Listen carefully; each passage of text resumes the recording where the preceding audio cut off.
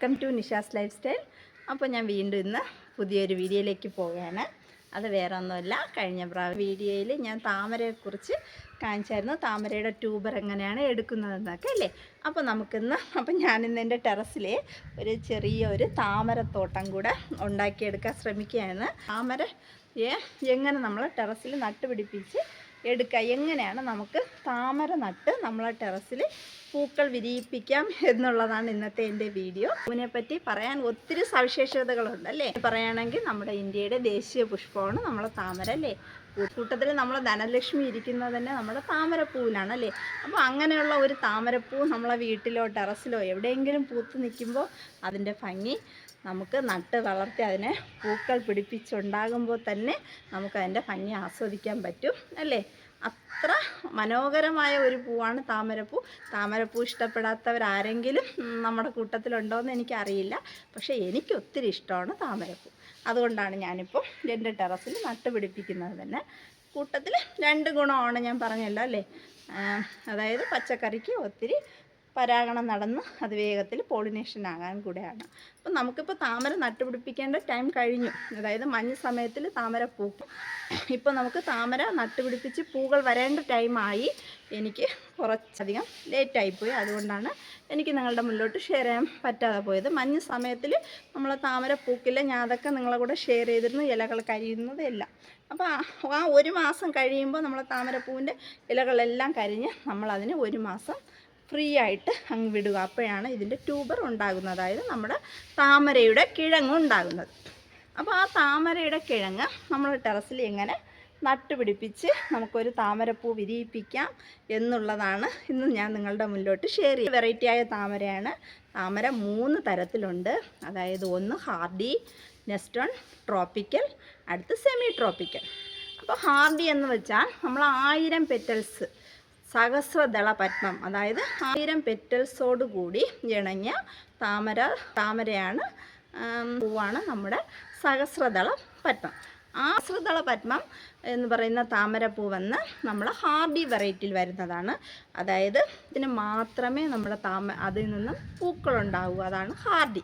Next അടുത്തതായിട്ട് tropical വന്ന് എന്ന് വെച്ചാൽ നമ്മുടെ നാടൻ രീതിയിലുള്ളത്, അതായത് നമ്മൾ നാടൻ റോസാപ്പൂവുകളൊക്കെ എപ്പോഴും നമുക്ക് പൂക്കളുണ്ടാകും അല്ലേ.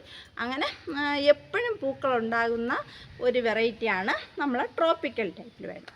പിന്നെ നെക്സ്റ്റ് വരുന്നത് നമ്മുടെ സെമി ട്രോപ്പിക്കൽ വന്ന് നമ്മുടെ ഈ മഞ്ഞ് സമയങ്ങളിൽ പൂക്കാതെ, ഇതായിപ്പോൾ ഞാൻ നട്ടുപിടിപ്പിച്ചിരിക്കുന്നതെല്ലാം സെമി ട്രോപ്പിക്കൽ വെറൈറ്റിയിലുള്ള താമരകളാണ്.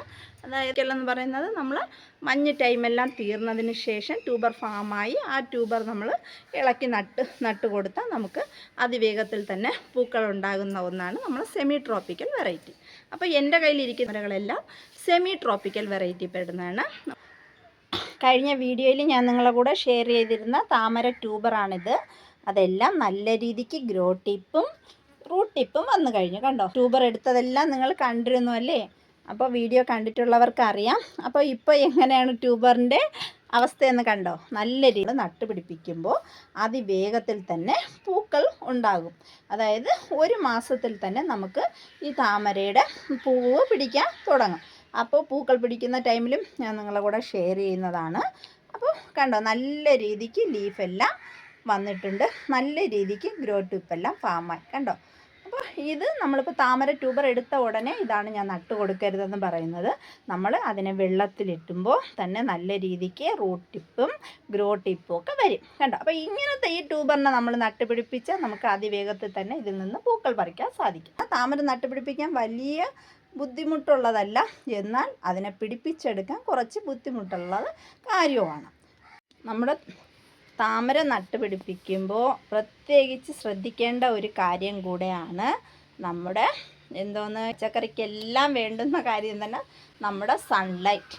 അപ്പോൾ സൺലൈറ്റ് അടിക്കാത്ത രീതിക്ക് നമ്മൾ താമര കൊണ്ട് പിടിപ്പിച്ച് കഴിഞ്ഞാൽ അതിൻ്റെ വളർച്ച മുരടിച്ച് പോവുകയും അതിൽ നിന്ന് പൂക്കളും അതിൽ നിന്നും റൂട്ട് ടിപ്പ് 100% സൺലൈറ്റ് അടിക്കുന്ന ഭാഗത്ത് മാത്രമേ നമ്മുടെ താമര സെറ്റ് ചെയ്ത് കൊടുക്കാവൂ. കൂട്ടത്തിൽ നിങ്ങൾക്കെല്ലാം തോന്നും, താമര ഇങ്ങനെ നമ്മൾ നട്ടുപിടിപ്പിച്ച് കഴിഞ്ഞാൽ നമ്മളെ വീട്ടിൽ കൊതുക് വരില്ലേ, അത് നമുക്ക് കൊതുകിനെ പറ്റി പറയുന്നത് നമുക്ക് അസുഖങ്ങളുണ്ടാക്കും അല്ലേ.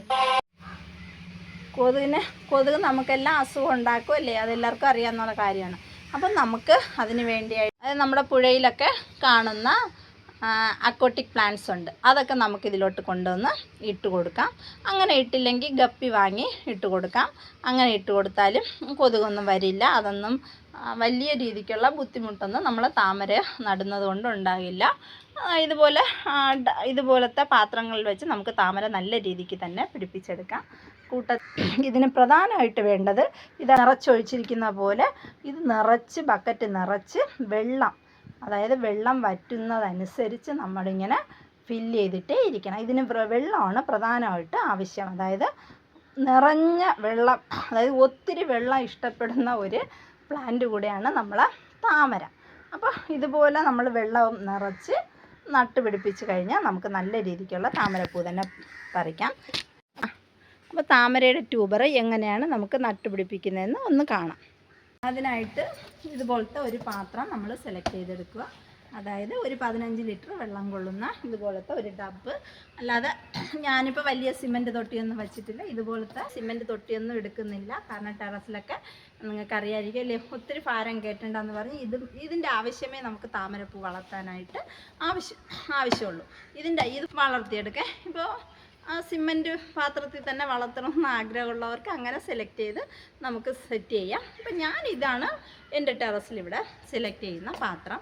ഇതുപോലത്തെ, അതായത് ഒരു 15 ലിറ്റർ വെള്ളം കൊള്ളുന്ന ഇത്രയും അകലത്തിലുള്ള ഒരു പാത്രം എടുക്കുക. അപ്പോൾ നല്ല വെറൈറ്റിയിലുള്ള ഫ്ലവേഴ്സ്, അതായത് വലിയ രീതിക്കുള്ള പൂക്കളുണ്ടാകുന്ന ഫ്ലവർ പൂക്കുന്നെങ്കിൽ ഇതുപോലത്തെ ടബ് വേണം. പിന്നെ അമേരി, പിയോണി ഇങ്ങനത്തെ ഇതിനൊക്കെ ബൗൾ ലോട്ടസ് പോലത്തുള്ളതിന് ചെറിയ ബൗൾ പാത്രമായാലും കുഴപ്പമില്ല. ഞാനിപ്പോൾ ഇതുപോലത്തെ ഒരു പാത്രം എടുത്തു.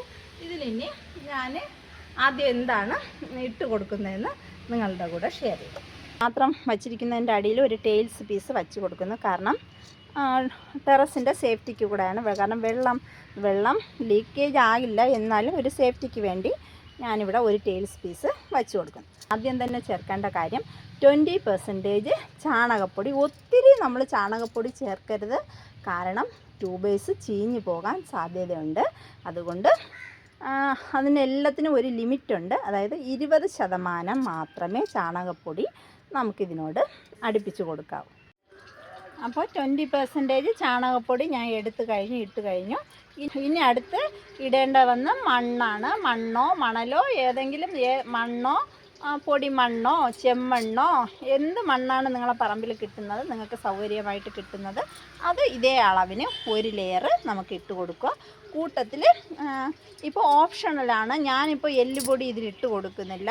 ആവശ്യക്കാർക്ക് നിങ്ങൾക്ക് എല്ലുപൊടി ഇടണമെങ്കിൽ ഇട്ട് കൊടുക്കാം. അത് എല്ലുപൊടി വേഗത്തിൽ പൂക്കളുണ്ടാകാൻ വേണ്ടിയാണ് ഇടുന്നത്. വേണമെന്നുള്ളവർക്ക് എല്ലുപൊടി ഇട്ട് കൊടുക്കാം. പക്ഷെ ഞാനിപ്പോൾ ഈ പോട്ടിൽ എല്ലുപൊടി ഇട്ട് കൊടുക്കുന്നില്ല. കാരണം പൂക്കളെല്ലാം ഇങ്ങനെ ഞാൻ ക്ഷേത്രങ്ങളിൽ കൊണ്ടു കൊടുക്കുന്നതുകൊണ്ടാണ് ഞാനിപ്പോൾ ഇതിലോട്ട് എല്ലുപൊടി മിക്സ് ചെയ്യുന്നില്ല. ശകലം വേപ്പും പുണ്ണാക്ക് ഇഞ്ഞു പോകാതിരിക്കാൻ വേണ്ടി ശകലം വേപ്പും പുണ്ണാക്ക് ഇതിലോട്ട് ആഡ് ചെയ്യുന്നു. എല്ലുപൊടി ഞാനിപ്പോൾ ചേർക്കുന്നില്ല. ഞാൻ ഇതുവരെയുള്ള താമരയിലൊന്നും എല്ലുപൊടി ചേർത്തിട്ടുമില്ല. അങ്ങനെ തന്നെ ഞാൻ നട്ടു കൊടുക്കുന്നത്. ആദ്യം തന്നെ ചാണകപ്പൊടി 20% ഇട്ടു. ഇനി ഇതിൻ്റെ പുറത്ത് നിങ്ങളെ കയ്യിൽ ഏത് മണ്ണോ പിന്നെ വണ്ടലുണ്ടല്ലോ, എന്ത് മണ്ണാണ് കിട്ടുന്നത് നിങ്ങളെ സൗകര്യത്തിനനുസരിച്ച് അടുത്ത ലെയറും ഇട്ട് കൊടുക്കുക. കൂട്ടത്തിൽ പ്രത്യേകിച്ച് എടുത്ത് പറയാണ്, വളവും മണ്ണും കൂടെ മിക്സ് ചെയ്ത് മാത്രം നമ്മൾ ഈ താമര നട്ടുപിടിപ്പിക്കരുത്. കാരണം എന്തെന്ന് വെച്ചാൽ വേഗം പായൽ പിടിക്കാൻ സാധ്യതയുണ്ട്.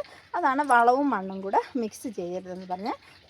നമ്മൾ നട്ടുപിടിപ്പിച്ചതിൽ വന്ന് നമ്മളിങ്ങനെ ശ്രദ്ധിക്കണം. കാരണം ഇതിൻ്റെ അടിയിലോട്ട് പായലിങ്ങനെ ഫില്ലാവും, പിന്നെ അതിന് പൂക്കളുണ്ടാകാൻ ദോഷമായി മാറും. അതുകൊണ്ട് നമ്മൾ ആ പായൽ വരാതിരിക്കാൻ വേണ്ടിയാണ് ഈ മണ്ണലും വളവുമായിട്ട് മിക്സ് ചെയ്യരുതെന്ന് പറയുന്നത്. അപ്പോൾ നമുക്കിനി അടുത്ത് മണലിട്ട് കൊടുക്കാം. 20% അതിൻ്റെ പുറത്തൊട്ട വേര് ഇതുപോലത്തെ വേസ്റ്റുകളൊക്കെ നമ്മളിങ്ങനെ എടുത്ത് മാറ്റണം.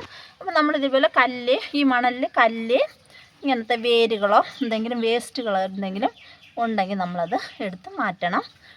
മണ്ണാണ് എനിക്ക് കിട്ടുന്നത്, അതുകൊണ്ട് ഞാനിതെടുത്തു. നിങ്ങളുടെ കയ്യിൽ ഏത് മണ്ണുണ്ടായിരുന്നാലും മണ്ണിനൊന്നും കുഴപ്പമില്ല.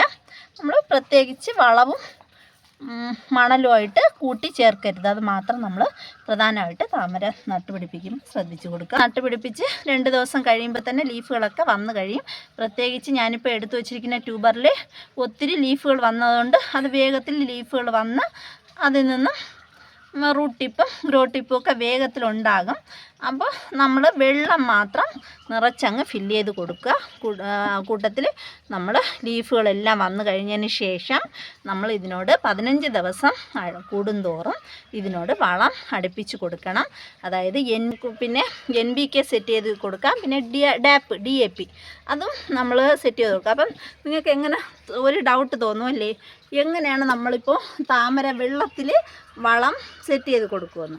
അപ്പോൾ അതിനായിട്ട് നമ്മളെ ന്യൂസ് പേപ്പറോ ടിഷ്യൂ പേപ്പറിലോ കുറച്ച് ഒത്തിരി ഒന്നും എടുക്കരുത്. എനിക്ക് അങ്ങനെ വളം അടുപ്പിച്ച് കൊടുക്കുന്നുണ്ട്. വളം അടുപ്പിച്ച് കൊടുക്കുമ്പോൾ നിങ്ങൾക്ക് ഞാൻ നിങ്ങളെ കൂടെ അത് ഷെയർ ചെയ്യാം, ഞാൻ എങ്ങനെയാണ് വളം അടുപ്പിക്കുന്നത്. ഇനി അടുത്ത് ഈ താമരയിൽ ശകലം വെള്ളം ഒഴിച്ച് കൊടുക്കണം. വെള്ളം ഒഴിച്ച് കൊടുത്തതിന് ശേഷം മാത്രമാണ് ഞാനിപ്പോൾ ഈ ട്യൂബർ നട്ടു കൊടുക്കുന്നത്. ഞാനിപ്പോൾ കുറച്ച് ശകലം ആദ്യം ട്യൂബർ നടാൻ വേണ്ടി ശകലം വെള്ളം ഇങ്ങനെ ഒഴിച്ചു കൊടുക്കും. വെച്ചിരിക്കുന്ന ട്യൂബറിൽ ഗ്രോ ടിപ്പ് റൂട്ട് ടിപ്പൊക്കെ വന്നു കഴിഞ്ഞു. അതുകൊണ്ട് ഇതിൽ വേഗത്തിൽ തന്നെ പിടിച്ച് വരും. ഞാനപ്പോൾ നിങ്ങളുടെ കൂടെ ലീഫൊക്കെ വന്ന് ബഡ് ഇടുന്ന സമയത്ത് നിങ്ങളുടെ കൂടെ ഷെയർ ചെയ്യാം. അത് സെലക്ട് ചെയ്തെടുക്കും. ഞാനിപ്പോൾ ഇതിൽ വലിയ ട്യൂബർ തന്നെ നട്ട് പിടിപ്പിക്കുന്നത്, കാരണം വേഗം പൂക്കളുണ്ടാകാൻ കരുതിയാണ്. ഞാനിപ്പോൾ വലിയ ട്യൂബർ തന്നെ എടുക്കുന്നത്. ട്യൂബർ എടുത്ത് എന്നാലേ വേഗത്തിൽ പൂക്കളുണ്ടാകും. എല്ലാം നല്ല ഗ്രോ ടിപ്പൊക്കെ വന്നു കഴിഞ്ഞതാണ്. അതുകൊണ്ട് ഇതിൽ നിന്ന് വലിയ ട്യൂബർ എടുക്കാം. ഇത് കണ്ടോ, ഞാൻ ഈ അളവിനുള്ള ഒരു ട്യൂബറാണ് എടുത്തത്. ഇത് കട്ട് ചെയ്തും വയ്ക്കാം. ഞാനിപ്പോൾ വേഗത്തിൽ ലീഫുകളൊക്കെ വരാൻ കരുതി ഇത് കട്ട് ചെയ്യുന്നില്ല, ഇങ്ങനെ തന്നെ നട്ടുപിടിപ്പിക്കുന്നുണ്ട്. അപ്പോൾ ഇത് നടുമ്പോൾ നമ്മൾ കുറച്ച് കാര്യം ശ്രദ്ധിക്കാനുണ്ട്. നമ്മൾ ഈ ട്യൂബർ വന്ന് സൈഡിലോട്ട്, അതായത് ഇങ്ങനത്തെ ഈ സൈഡിലോട്ടാണ് ഫാം ആകുന്നത്. അപ്പോൾ നമുക്ക് ആദ്യം തന്നെ നമ്മളിങ്ങനെ ഒരു സൈഡിലോട്ട് ഇങ്ങനെ ഈ വെള്ളം ഒക്കെ ഒഴിച്ച് കഴിഞ്ഞിട്ട് ഇങ്ങനെ സൈഡിലോട്ടൊരു ഇതുപോലെ ഒരു പാത്ത് പോലെ ഇങ്ങനെ എടുത്തു കൊടുക്കാം. എന്നിട്ട് ഇത് നട്ട് പിടിപ്പിക്കുമ്പോൾ ഒരു കാര്യം ശ്രദ്ധിക്കാണ്ട്, നമ്മുടെ ഈ റൂട്ടെല്ലാം അടിയിൽ പോകണം. ലീഫ് ഒരു കാരണവശാലും അടിയിലോട്ട് പോകരുത്. കണ്ടോ?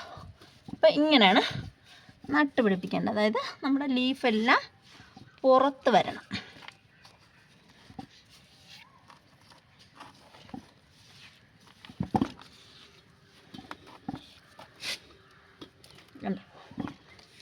റൂട്ട് അകത്ത് പോയിട്ട് മണ്ണിനടിയിലോട്ട് പോയിട്ട് ഈ ലീഫ് ഒരിക്കലും മണ്ണിനടിയിലോട്ട് പോകരുത്. കാരണം അത് കേടായിപ്പോവും. കാരണം ട്യൂബർ കേടായിപ്പോവുക.